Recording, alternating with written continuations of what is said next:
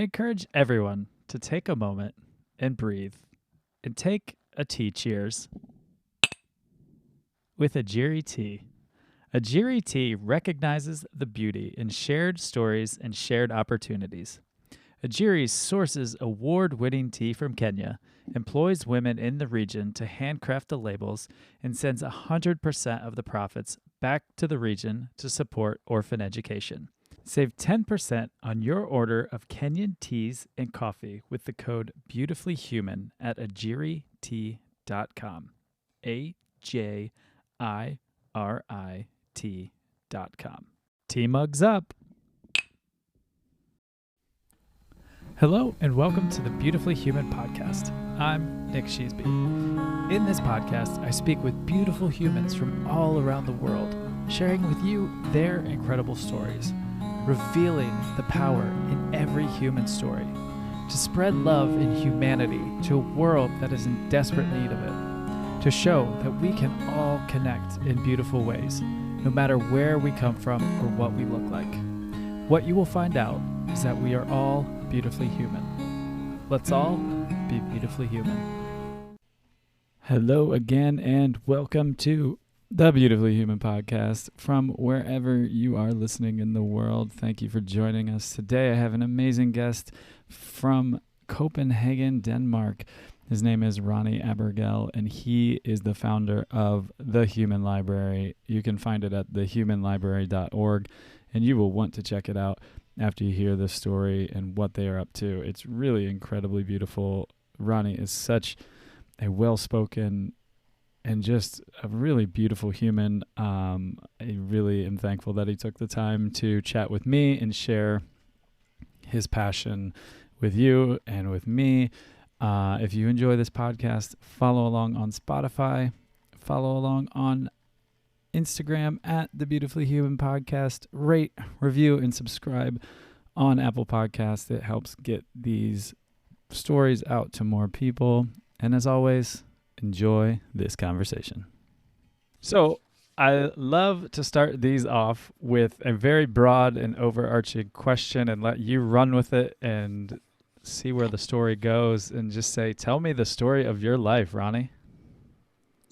Oh, really? That's Yeah. a great start. Yeah. Well, the story of my life is a long one, and I think we only have an hour. So, but the short version is, I'm a guy from Denmark. I grew up mostly in Copenhagen and had a stint to live in New Milford, Connecticut for a year.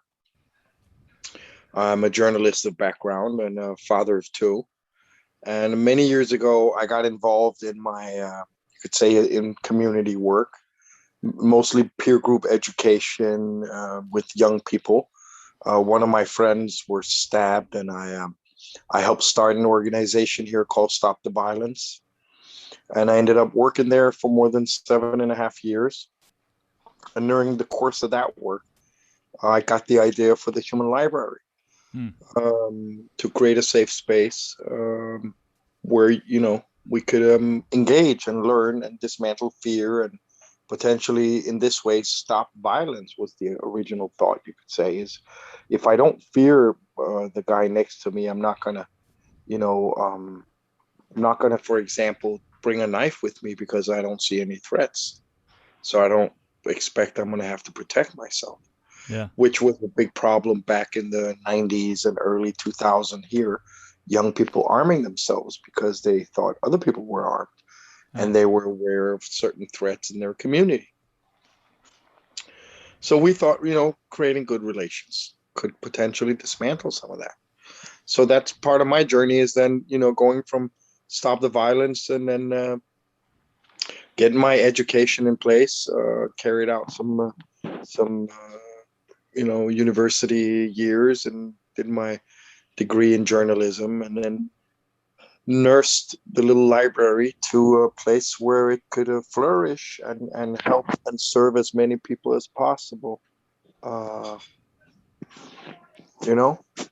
Okay, so basically that's I don't know, that's not very detailed, but then again, not sure I want my whole life story out on Spotify somewhere. Yeah, no worries. I I love Denmark. I actually lived in Fredericia for 2 months, like 2 summers ago. I lived with a good friend of mine over there, and so I spent a lot of time coming back and forth between there and Copenhagen. And yeah, I love that country. Nice. I mean, Fredericia is it's a couple hours from where we are now in Copenhagen, but it's a nice town. Yeah, it was funny when I was moving there. I thought that I would be living in Copenhagen, and then my buddy was like, "Oh no, I have it's a 2 hour train ride," and I was like, "Oh, okay." So I just made the best of it. I was like, "All right." So as much as I could, I went back to Copenhagen. I actually, crazy enough, I learned how to drive manual in Copenhagen. I didn't know how to do Great. it, which You was could drive the stick now. yeah. Well, it was It's something we incredibly all, yeah, something a lot of us already do from, early on. yeah. What was horrifying for me was driving through the streets and trying not to stall out, hit anybody on bikes or walking. There were so many people walking and biking through there. Hmm.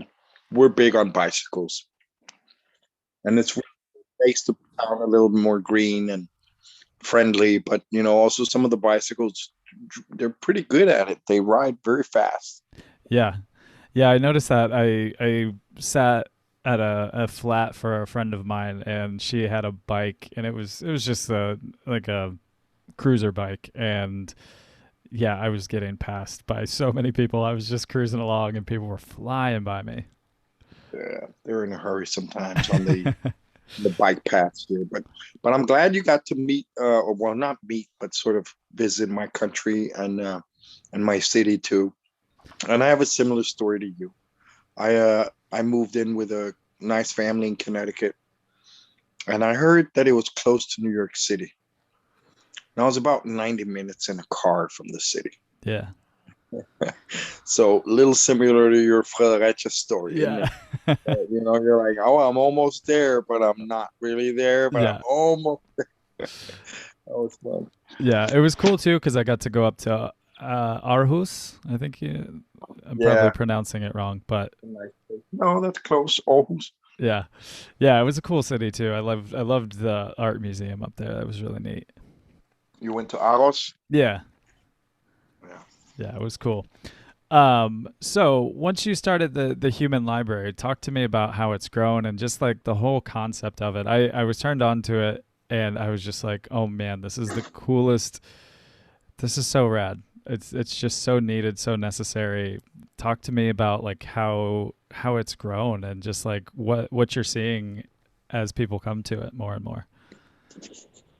Well, it's been my great privilege to be on this journey, and it's been 21 years since we started, and Wow. it's just been an amazing journey. Obviously, very slow the early years because many people, well, they recognize the novelty of the idea and the beauty. We're on the Beautifully Human podcast.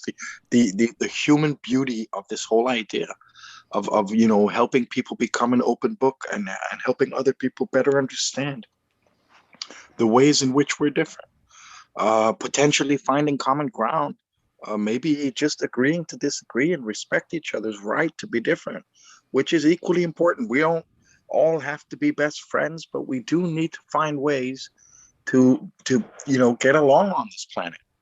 There's only one race here, and that's the human race. And there's one other race that we could focus on would be the race to save our planet from self imploding here Yeah. under the pressure of our demanding lifestyles and ideas of what we all should be or could or are entitled to have in our lives. So maybe if we all just calm down a little bit, we could ease that pressure. Yeah. And maybe if we learn more about our fellow man, we'd feel less fearful or anxious or apprehensive and could create more, inclusive communities where we all benefit. So the library has really been something that have been able to give. I've been blessed to be able to give a lot of time to help promote, get out there in the world, because it was an idea that really needed more than just to be a happening in a festival. Yeah. And it was a neat happening. It was a great happening. We had a wonderful time 21 years ago at the festival. But and the response convinced us to do more. But if you look around today, it would seem that every community could benefit from having access to a human library book depot, which is what we build locally in communities. We create book collections that can help come out to schools, colleges, universities, festivals, all kinds of places, and create this safe space where it's possible to explore humanity, explore mankind, and not be judged. Because there are no stupid questions, there are no silly questions. There are only questions that are asked without respect and sincerity. And those questions we don't sort of agree upon or don't like to see. We like to see questions asked with sincerity and respect, and then it doesn't matter what the question is about as long as it's on topic, because that person volunteered Yeah. and is ready to share with you what their take is. No ultimate truth, no universal wisdom here, but what's their experience being transgender or living with a mental health disorder of some sort, growing up with a disability or a different ethnic background, religious belief. There are so many things that we could explore and learn from each other in the ways that we're different. And what this really is about is creating a safe space. So I figured the best thing I could do was try to help this, nourish this, nurse it to a place where it could grow strong, stand on its own feet one day, and even not be me as the messenger boy anymore. Yeah. But but it's been a beautiful thing, and it just grew slowly. We started in Denmark, we moved on to Norway and Portugal and Hungary, and then slowly. It also took a while to find out how do we make this sustainable. Yeah. It took a while to get some resources for the work. It took a long time to raise funds, simply because a lot of people said, "Wow, this is great, but that's not where we are right now." Yeah.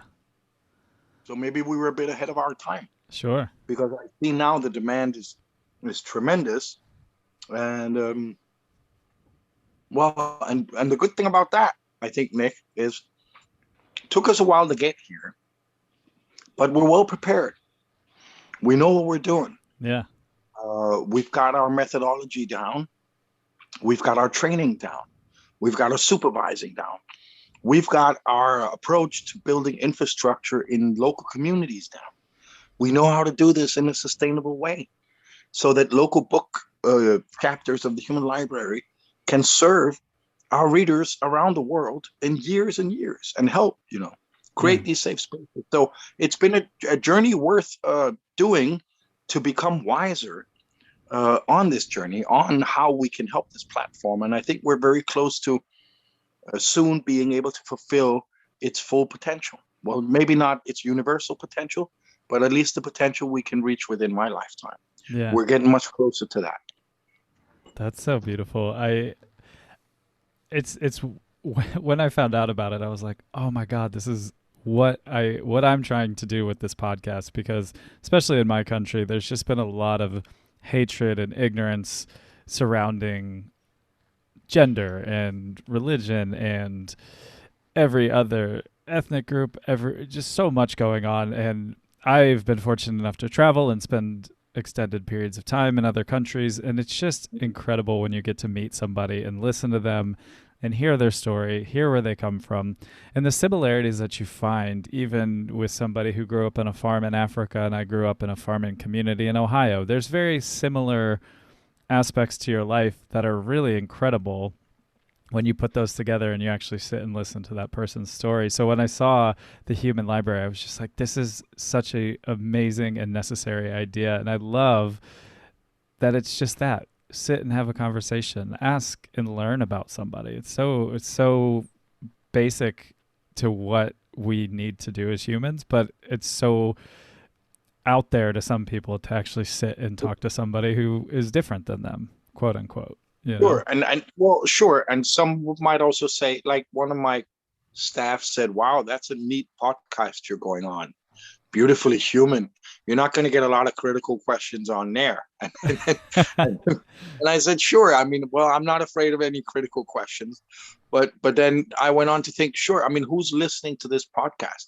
It's obviously people that seek good news, that want to be inspired. And I listened to part of some of your other guest episodes to just get a feel for the show, and I realized what you just said is very true.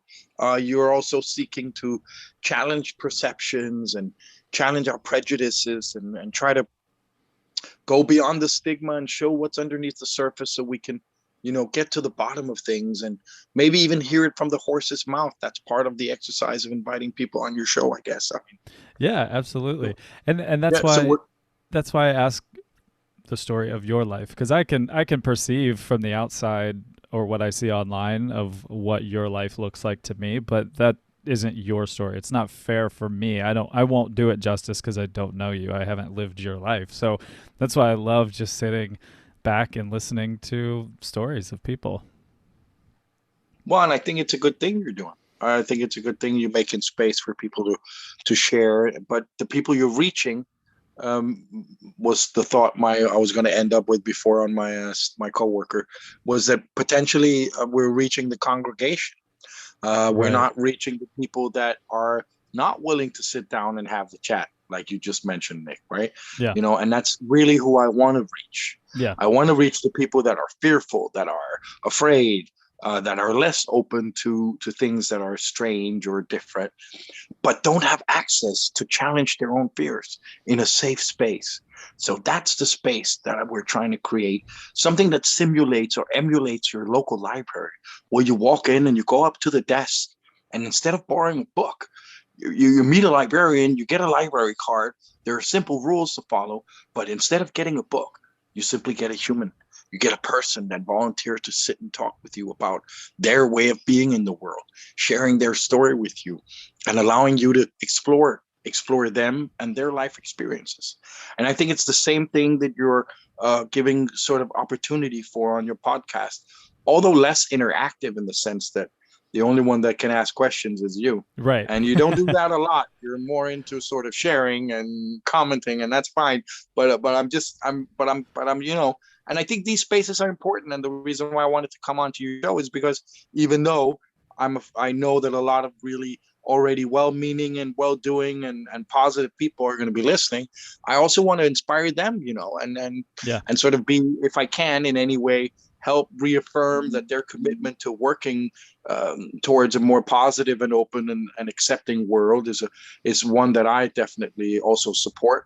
And I'm part of that work, you could say, and part of that journey. And so is the library. And obviously we welcome all great resources. But ideally, I would love, people that want to vote for Trump, or are members of the NRA and many others, all kinds of diverse people, to come down and try this with many different backgrounds. Yeah. Not just the ones that look like you and me, or feel the same like you and I do, or have the privilege of having traveled, which is less than 15% of the population in the US that have a passport. So you've been out there, what intercultural learning means. I know that. But people that have never been outside their county, their state, or, even maybe just the area they live in, Right. they don't know. And how can we show them that on our podcast or on Zoom, or I don't know. I think we need to get into those communities with offerings, and we need to get close to these people, and we need to get these opportunities closer to them. So that's what we're doing right now, is we're working hard on trying to build more book depots, get more books on the bookshelf, and just create as many opportunities as possible for the community to connect with each other. Yeah, I love that. That's so true. And I do see that with the audience of my podcast. I do know most of the people that listen are doing the work, or at least like in the mindset of doing the work. But my target is where I come from. I come from a small town in Ohio that is very Republican, very close-minded, and I don't know if they listen. I hope people there do, and people like them listen as well. But that's definitely my target. That's where I'm going with these conversations that hopefully people will come in and just say, wow, I haven't heard of this person. I don't know this person. I want to listen. But I do love the physical application of, yeah, going in and maybe you've never spoken to a gay man before and you just want to know anything about them. They can go to your library and check that out. I think it's so cool. Such a beautiful concept. Thank you. Well, I think it's very beautiful. I think the most beautiful part is the people that volunteer to be published by us. You know, the people that come in and say, I have the courage to share what it cost me dearly to learn. Yeah. We try sometimes to say, this is an opportunity to turn stigma into strength or turn disability into ability. Because in our library, it's the reason why you're a star. Yeah. You're a star because you overcame all this adversity. And now you have the capacity and the reflection to sit, the energy, the surplus energy to sit and share with strangers what it took from you to do this, you know? Yeah. Yeah. And that's so big. And I know part of the reason I wanted to start this is to get my story out a little bit. Coming up on 3 years ago, I was at the beginning stages of liver failure because I was a massive alcoholic and drank myself to death. So I know the power in telling stories and for people to hear those stories and gather strength from that. So I wanted to find a community of people that have been through shit that want to come out and just say, this is what I've been through. Here's my practical application, and this is what I've done to find strength and hopefully inspire other people who might be going through it like I was when I was going through it and I was hiding bottles all over the place and just being completely reckless with myself. So yeah, I think it's really beautiful for anybody to come volunteer to be a book and just constantly share, because all these topics can be really hard to talk about. Alcoholism or just any difference that you've been made to feel bad or could feel bad about. And well, it's your own weakness, isn't it, Nick? I mean, it's you're putting yourself out there when you're exposing that you had an excessive use of alcohol. Yeah. You were involved in something like that. And I heard that on one of the episodes earlier, you sharing that. And in our library, you could be an open book on that. You know, you could be the sober alcoholic. Might even you could become a local bestseller in your community. Yeah. Because obviously people need advice. They need to see others who made it, who overcame what they need to overcome, or who can help them better understand how they support a friend who's in a similar situation that you're in. Yeah. You'd be amazed the reasons people come to the Human Library, why they borrow their book. It's not only to challenge their unconscious bias. It's also for an element of peer group education, you know, for transformative learning. How can I support my child who's bipolar, or my friend who's drinking too much, or how can I be an ally to my girlfriend who's transitioning into so in many ways of life we need to mirror each other. Yeah, we need to reflect. We need a place to mirror. So you're providing that in a way by sharing your journey from drinking yourself to death to becoming a sober alcoholic, but you're going to be an alcoholic your whole life. Yeah, absolutely. And so I have a book in London. His name is Ben. And beyond the color of your hair, the two of you might have a lot in common. Yeah. You're around the same age, I think. He's got a lot of tattoos on him. He's got long hair and a beard. And he had serious drinking issues not long back, and he's an open book in our London Book Depot in the United Kingdom. So maybe you should log on one day, maybe here on the 13th when we're hosting online, you should log on and borrow Ben for that. I would love that. You two would have a great connection, I can tell. That's super cool. All right. How would someone start a chapter? What does it look like to begin a chapter elsewhere in the world? Well, it doesn't happen like that. We're not, we're not 2005 anymore. Right. What happens is we assemble, we ask people to volunteer with us. And when we've assembled enough human resources in the region, then we start putting the things together. Cool. And so certain areas are, by coincidence, better organized than others because simply that's where all of the human resources appeared sooner than elsewhere. We can't chase, we don't have the resources to start. Like, for example, if you're in Dayton, Ohio, or close to Dayton, Ohio, Dayton is a city that could possibly host a book depot because it has enough institutions, it has enough educational institutions and libraries to support a book depot. But a book depot cannot be sustainable in a very small community because if you don't have a flow of events in there, Sure. then books aren't sustained. Books that aren't read aren't sustainable. So you have to have a sort of invitations on a regular basis come in. You need to train and vet all books. You need to have this group of partners that will invite you. So you need a certain area and demographics. And it takes time. It takes time before those people appear out of the blue and say, hey, I'll be a librarian. So Bay Area, Los Angeles, Chicago, New York, these are places, Fort Wayne, Central Indiana. I mean, we've got spread out, but most of them are in bigger, metropolitan areas where you have a lot of potential partners that can help you sustain your work. So what we would do is we'd ask everybody to volunteer, tell us what kind of role they want to play, and then as soon as we can mobilize, we will. But we've stopped with these local entrepreneurs. Yeah. And it's simply because the space we're creating is quite sensitive, as you can imagine. Someone is coming in, sharing up how they were the victims of sexual abuse or incest or racism, discrimination, exclusion, stigma, many different, very personal things. It's demanding to create a framing. You need preparation. You need people that are trained. You need books that are vetted properly so that you don't publish people that aren't in mint condition, So it's not just for anybody to say, hey, this sounds like a great idea. I'm going to put together 5 different people and then I've got a human library. It doesn't work that way. It actually needs a lot more. And that's what we've learned over the years is that we've got to take back the quality control of this thing and try to ensure more quality or we can't protect the people that are on the bookshelf.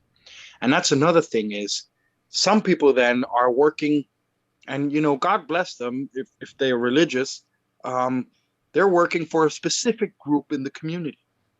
Right. And, I wish them all well on their journeys.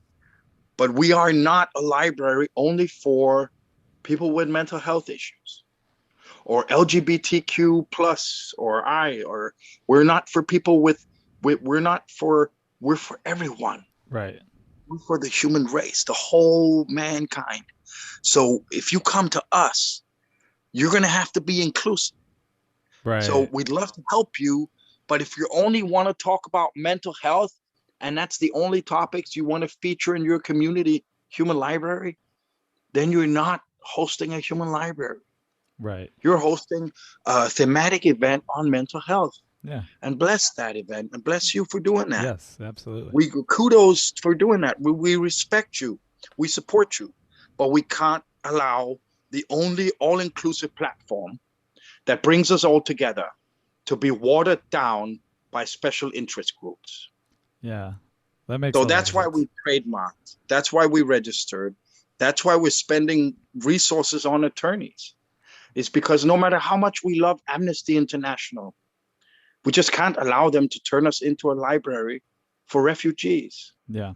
No matter how much we appreciate the interest from Christian Dior and Maison Dior in Paris, we can't allow them to host a thematic human library about mathematics, because that's got nothing to do with challenging stigma or stereotypes or prejudices. And there's no diversity in talking about mathematics, is there? No. So basically, it's become, 20% of the job to try and communicate clearly that we're a library and we're for everyone. And when you walk in, you as the reader need to have full control of what you want. You don't have that if you only have a choice between bipolar, schizophrenia, eating disorder, self-harm, or depression.